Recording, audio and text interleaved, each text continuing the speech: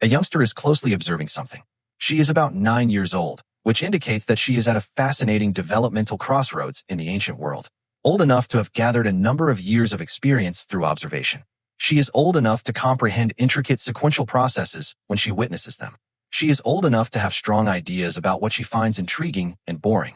Though not quite old enough, she is close enough to be trusted with the entire task she is seeing. She is observing her aunt, who is known in the neighborhood for being the most adept at this particular procedure, while she prepares a hide. Not the hard scraping that the child has witnessed numerous times during the initial stage of hide preparation.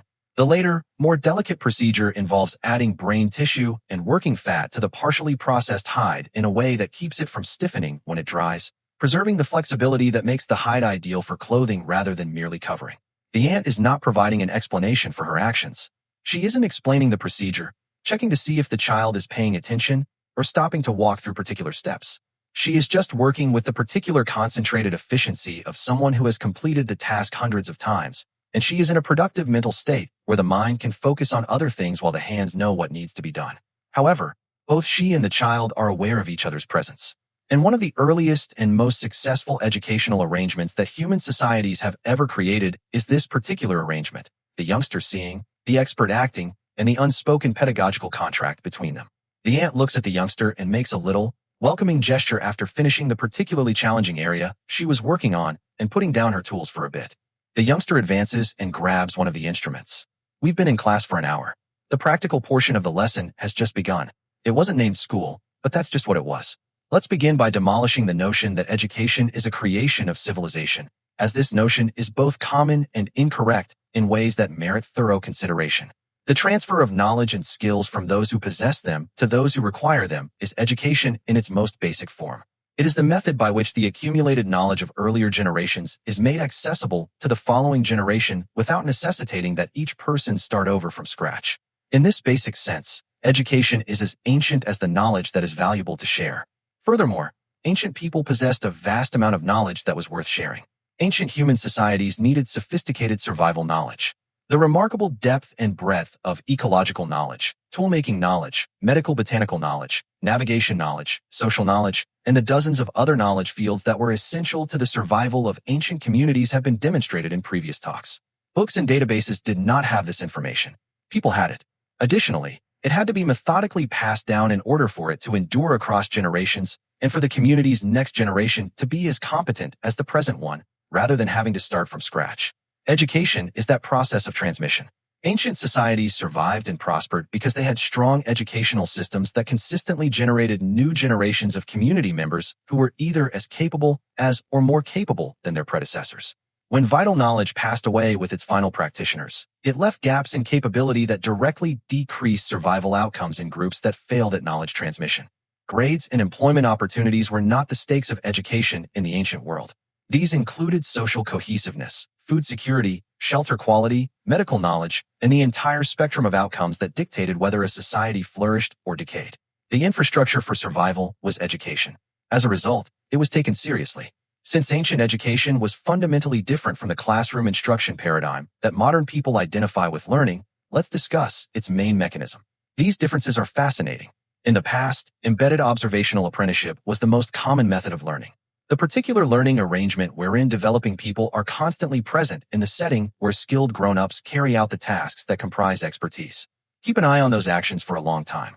Participate in those activities gradually at ever higher skill and responsibility levels, and get advice and criticism at the precise times when it's most helpful. Passive viewing is not what this is. It is focused cognitive involvement combined with active observation. Internal models of the observed process are being constructed by the learner, who then tests these models against what they see, updates them when the observations don't match, and stores the improved models as the basis for their own final performance.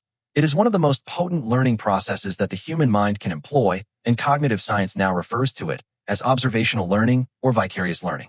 The context richness of what is learned is this mechanism's unique advantage over explicit instruction-based learning.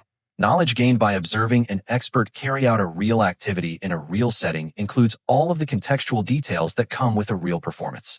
The particular quality assessment that professionals apply to their work in progress, the particular sensory information of the materials, the particular adaptive reactions to the variety of actual materials and conditions, and the particular issue solution that takes place when things do not go as planned.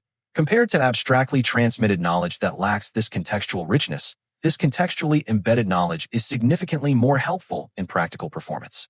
This is referred to as contextual learning by contemporary learning scientists. Compared to decontextualized training, knowledge obtained in the context of its application rather than in an abstract classroom setting consistently yields more adaptable, resilient, and transfer-ready knowledge. Without the use of a scientific framework, ancient humans came to this conclusion empirically by seeing that those who learned by doing and observing were able to do actions, whereas those who simply heard verbal descriptions were unable to. Let's discuss the actual curriculum of ancient education. What knowledge domains were taught, how they were arranged, and how different skill areas progressed from novice to expert. Ecological knowledge was the most basic. The in-depth knowledge of the local environment necessary for nomadic subsistence existence, which enabled efficient navigation, resource location, weather forecasting, and spatial reasoning about the landscape. Ancient ecological knowledge was not a set of facts to be committed to memory. The local ecosystem was represented by an integrated dynamic model. Understanding how various elements of the environment interacted with one another and evolved throughout time was continuously updated. From the earliest ages, this information was taught by simply involving kids in all activities that required them to move through and interact with the terrain. While foraging, the child was simultaneously taking in navigational information, learning which plants her caregiver was choosing and ignoring, noting the particular characteristics of places that were worth going back to, and developing the spatial memory of the area that would eventually enable her to navigate it on her own. None of this required explicit training. With the child's naturally active observational system handling the cognitive task of recording the event, learning took place through embedded engagement in the action. Ecological knowledge was usually explicitly taught in the context of particular interactions with particular objects. When a parent stopped at a particular plant, gave it a name in whatever language the community used, explained its characteristics and applications, and showed how to collect or prepare it, they were giving explicit instruction at the exact moment that the particular object was there and accessible for close inspection. The particular type of concrete, contextually grounded ecological knowledge that ancient sustenance requires was produced by attaching the knowledge to the thing itself rather than communicating it through abstract description. Since this is the area of ancient knowledge where we have the most direct archaeological evidence for the educational process itself, and where the sophistication of ancient teaching is most clearly documented, let's focus on tool education. The creation of stone tools, especially the more sophisticated technologies of the later ancient era, such as hafting and blade production, necessitates a particular set of technical procedures and an understanding of how force application yields various outcomes in particular materials. A particular fine motor control that can only be developed via extensive practice, as well as a particular quality evaluation capability that enables the maker to determine whether each step has generated the outcome necessary for the next step to be possible. Researchers have been able to reconstruct the distinct learning trajectories of ancient tool students at several ancient sites by archaeological investigation of ancient lithic septage, the waste flakes and chips created in stone tool manufacturers. Researchers have discovered collections of debitage that demonstrate the particular force miscalibrations, approach angle errors, and material selection faults that beginner knappers frequently make. At the same locations, these novice assemblages are discovered in spatial connection with expert assemblages, which is compatible with a learning environment where novices and experts were working closely together. Archaeological evidence of the apprenticeship schooling concept can be seen in the spatial closeness of beginner and expert debit at ancient sites. Beginners working with specialists in the same physical environment where observation and feedback were continuously available. This is not conjecture or deduction. It is the tangible remnant of an educational system that has been preserved in the archaeological record. Through the examination of assemblages attributed to various developmental stages, the archaeological record also reveals the precise transition from novice to expert in the fabrication of ancient stone tools. When identifiable, children's assemblages consistently use smaller, less than ideal materials that are less expensive to deteriorate before moving on to higher quality materials required for serious tool creation. It is a purposeful educational decision to use this phased material progression. A logical educational strategy that lowers the cost of the unavoidable mistakes in learning is to practice with lower stakes material before being trusted with higher stakes information. Let's discuss the social knowledge curriculum, since it is the area of knowledge that ancient societies invested the most in education, and that is the least obvious in the archaeological record. Social knowledge is the comprehension of each important person in your community and wider network, including their relationships, histories, personalities, current situation, and likely future conduct. Did the knowledge domain have the greatest immediate impact on the day-to-day activities of ancient small group communities?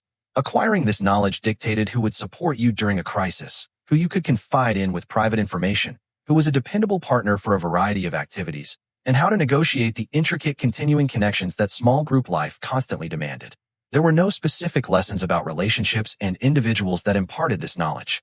It was disseminated in the same way as ecological information was disseminated, through immersive embedding in communal social life. Children who attended the group's social events and overheard adults discussing their relationships, disagreements, alliances, and evaluations of one another were constantly taking in the social information database necessary for community membership. Storytelling was the particular mode of social information transfer that was most characteristic of ancient societies. Among other things, the evening fire meetings were explicit social education sessions, as we have established in prior discussions, as the main social institution of ancient communal life. Stories regarding a particular person's actions, its repercussions, the community's evaluation of it, and the lessons it taught about proper social behavior were frequently told at those events. In the abstract sense of fables with made-up characters, these social stories were not morality tales. They were narratives about actual or remembered people making actual decisions with actual repercussions that were presented in a community setting so that listeners might relate the story to particular persons they knew or were aware of and draw specific, useful social lessons from it.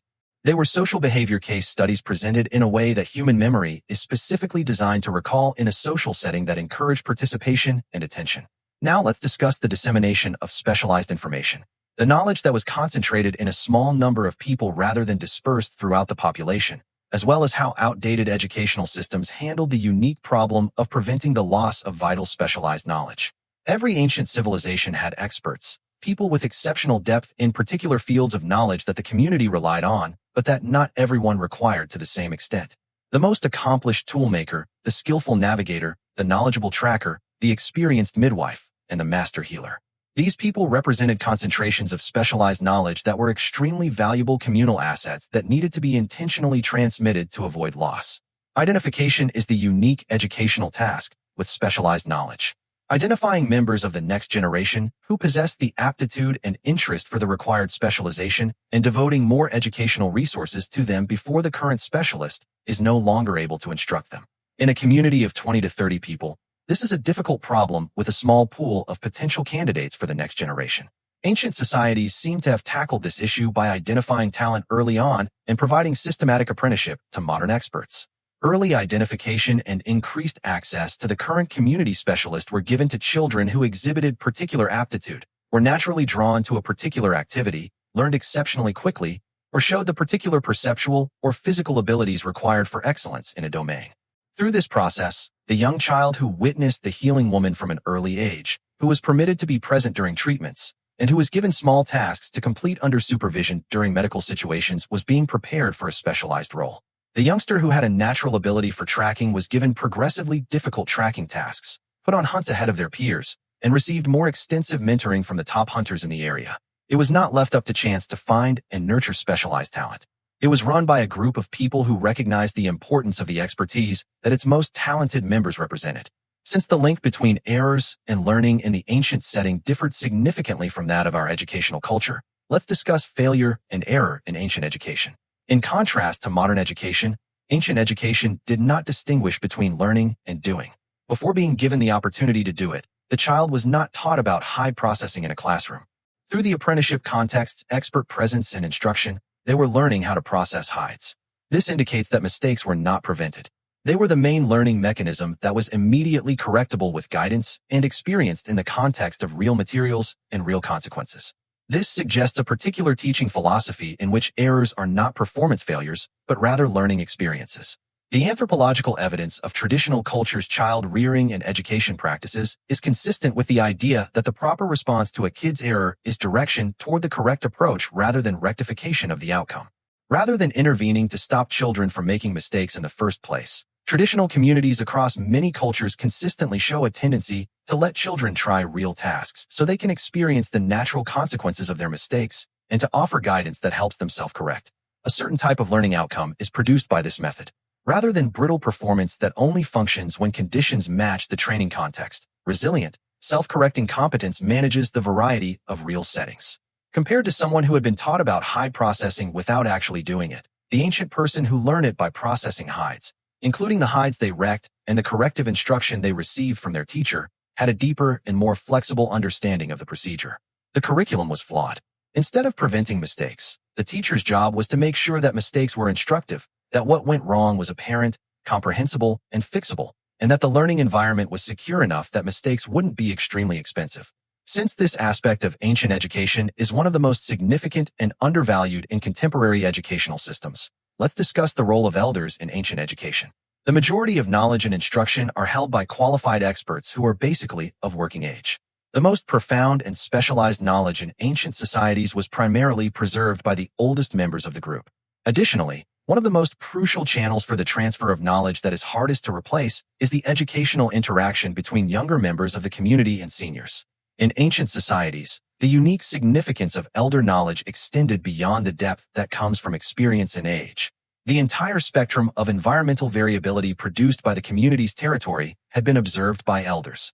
They had witnessed drought cycles, atypical winters, and particular ecological occurrences that took place across decades rather than seasons and could not be experienced in a single lifetime of youth. They served as the long-term ecological memory of the community. Certain processes were needed for this long-term ecological knowledge to be transmitted through education. It was not the type of information that could be conveyed by demonstration. A drought that occurred 30 years ago cannot be proven. It required narrative, which is the recounting of particular narratives of particular historical occurrences along with the particular useful lessons those events held that were encoded in the story and passed down through storytelling. For this reason, elders played more than just a ceremonial or social role in traditional nighttime storytelling. In the most obvious and significant way possible, it was instructive. By narrating how the community survived the drought years, where they went, what resources they found, and what would have killed them if they had made different decisions, the elder was imparting vital survival knowledge that could not be found in any other way. The younger community members who were listening were being taught survival skills that would last them the entirety of the elder's life. This is the picture of ancient schooling that the complete evidence paints. Ancient education was ongoing, experiential, socially dispersed, culturally integrated, and structured around the particular knowledge needed for group survival. It was mainly imparted through the apprenticeship of participation and observation, enhanced by explicit instruction when direct access to the subject matter made instruction most effective, and deepened by the narrative transmission of knowledge that surpassed direct experience through storytelling and the purposeful inclusion of young people in the everyday social life of the community. It created capable individuals. Things that are really complicated, technically challenging, and have consequences. Track prey over challenging terrain. Utilize multi-step processes to process materials. Travel great distances. Evaluate the surroundings. And forecast how they will develop. In high-stakes interdependent groups, manage social interactions. Give medical attention. Make choices when there is real uncertainty and real lives are at risk. The youngster observes her ant handling the hide. Learning is accomplished by a combination of prolonged observation, minimal involvement, and specialized coaching from a professional who is aware of your presence and modifies their actions accordingly. The most effective strategy to gain practical expertise, according to cognitive science, is to receive an education that is fundamentally similar to that. Not a lack of education, but a type of education so ideally suited to its setting and goals that contemporary educational design is still figuring out how to duplicate its key components. There was no educational institution. Something better existed, a society where living and learning were inextricably linked. Living was also inextricably linked to the ongoing transmission of all that made life possible.